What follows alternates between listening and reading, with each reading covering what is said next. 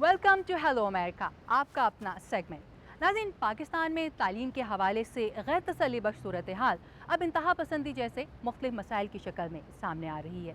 یہی وجہ ہے کہ امریکہ، دوسرے دوست ممالک اور خود پاکستان کے اندر یہ احساس شدت اختیار کرتا جا رہا ہے کہ اس شعبے کی بہتری کے لیے سنجیدہ اقدامات کرنے کی ضرورت ہے۔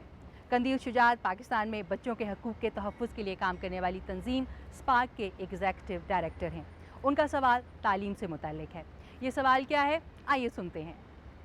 دیکھیں جی، ہم یہ بات کہتے بھی ہیں اور سمجھتے بھی ہیں کہ پاکستان میں اگر تبدیلی آ سکتی ہے یا ترقی آ سکتی ہے تو اس کے لیے تعلیم کو صحیح معنوں میں سب تک پہنچانا ہے۔ میں یہ پوچھنا چاہوں گا کہ امریکہ میں انہوں نے کیا کیا، ان کی حکومت نے کیا کیا کہ وہاں پر ہر بچہ اسکول جا رہا ہے اور جا سکتا ہے، یا ہر بچہ اسکول بھیجا جاتا ہے۔ میں خواہش کروں گا کہ انہوں نے جو اقدامات کیے ہم بھی یہاں پہ سنیں، تاکہ ہمارے حکمران بھی، کیونکہ امریکیوں کی بڑی بات سنتے ہیں، تو ان کے کانوں میں بھی یہ ڈالیں کہ ہر بچے کو اسکول کیسے بھیجتے ہیں۔ اس سوال کا جواب دے رہی ہیں ڈپارٹمنٹ آف ایجوکیشن کے بنیادی اور ثانوی تعلیم کے ادارے کی اسسٹنٹ سیکرٹری کیری بریکس۔ میرے خیال میں 4 چیزوں نے ہمیں اس اسٹیج پر پہنچنے میں مدد دی جہاں ملک کے تمام بچے اسکولوں میں ہیں۔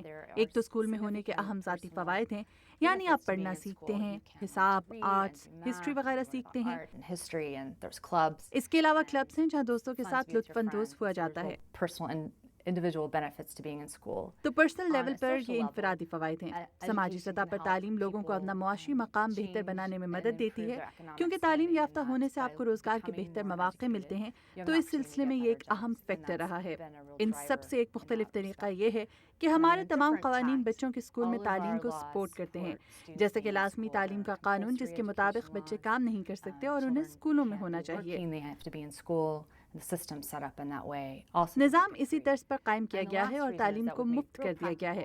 اس کے ساتھ ساتھ خاندانوں کو اپنے بچوں کو اسکول بھیجنے میں مدد دینے میں مدد فراہم کرنا ہے، جیسے ٹرانسپورٹیشن اور بوقت ضرورت لنچ کی فراہمی، تاکہ خاندانوں کے لیے اپنے بچوں کو اسکول بھیجنا آسان ہو اور اس بات کو یقینی بنایا جا سکے کہ وہ اسکول آئیں۔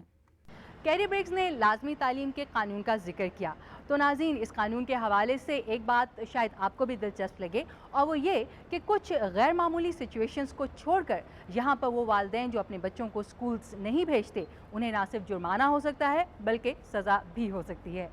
شازیہ رحمت نے لاہور سے ہمیں ای میل کی ہے اور وہ یہ جاننا چاہتی ہیں کہ وہ ہیلو امریکہ کے لیے اپنا سوال ہمیں کیسے بھیج سکتی ہیں۔